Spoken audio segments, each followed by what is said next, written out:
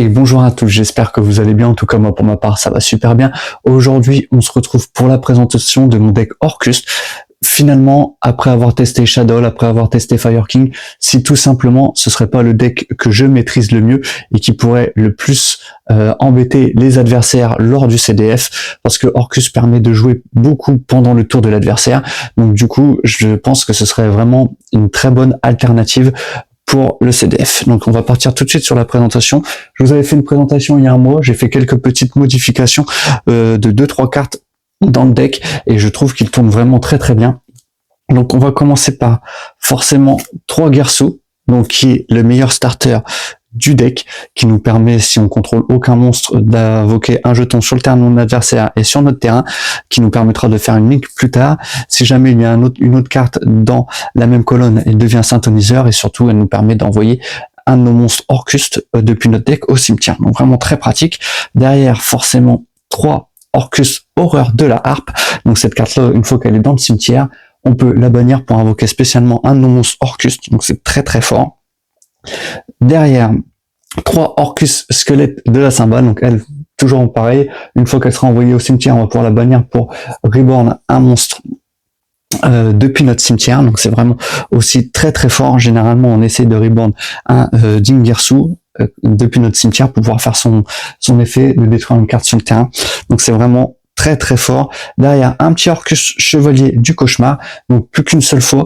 Cette carte là, une fois qu'on l'a bannie, on peut juste envoyer un no monstre machine ténèbres depuis le deck au cimetière, et je précise bien machine ténèbres parce que vous allez voir qu'on va pouvoir envoyer d'autres monstres. Derrière, une petite héritage baguette du monde, donc qui elle permet de se bannir depuis le cimetière pour pouvoir invoquer un monstre Orcus banni, donc ça nous permet de recycler. Et derrière, un petit héritage du monde, couronne du monde, que l'on va généralement invoquer spécialement dans une zone pointée par un monstre Link, et elle permettra de se sacrifier pour détruire un monstre qui a été invoqué spécialement depuis l'extra deck adverse. Derrière, un petit NT 800 Sirius qui elle permet de s'invoquer spécialement tant qu'elle n'est pas invoquée depuis la main.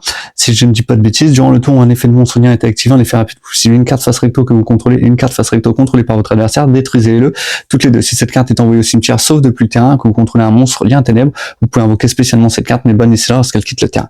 Donc très très fort. Derrière, on va avoir un petit retour orchestré qui nous permet de piocher 2 cartes en envoyant un monstre Orcus, la petite Babel Orcustée qui rend vraiment le deck Orcus très très fort, qui dit que tous nos effets Orcus maintenant seront des effets rapides, le petit Crescendo Orcus qui est la contre-piège, qui nous permet, lorsqu'une carte magie et piège ou un effet de monstre est activé, donc vous contrôlez un monstre Orcus, annuler l'activation, et si vous le faites, bannissez la carte. Et vous pouvez bannir cette carte depuis votre cimetière, ajouter un de vos monstres Ténèbres Machine qui est banni dans votre deck à votre main.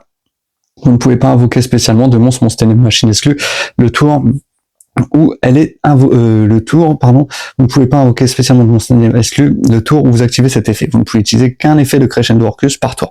Donc c'est vraiment très très fort. Donc voilà pour en gros le corps du deck, et derrière on va avoir soit des cartes qui vont permettre de favoriser nos combos, ou alors on va avoir que des entraves. Du coup on va jouer forcément un sacrifice inutile, on va jouer 3 objets de sacrifice inutiles justement pour envoyer notre Crescendo Orcus si jamais on n'a pas les cartes Orcus qu'il nous faut, un petit pot de prospérité pour la stabilité, un petit talent des triples tactiques, c'est vraiment une carte qui amène un gros plus au deck.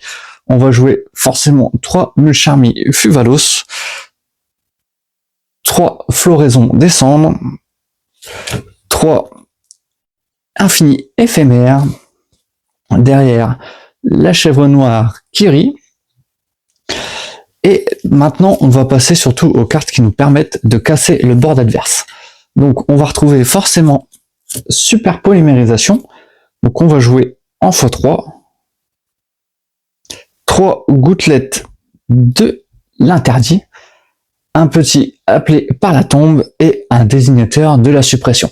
Voilà pour le main deck, on est à 40 cartes. Je pense que les ratios sont plutôt bons et les end-traps qui sont dans le deck, je pense, sont vraiment bons aussi. Donc on va passer tout de suite à l'extra deck. Donc la petite lien 1, qui était sortie dans le Bataille de Légende, Galatea l'Android Orcus. C'est grâce à cette carte que le deck devient vraiment très très fort et prend une autre dimension. Le seul petit bémol, c'est qu'on peut pas l'utiliser pour faire une Xyz.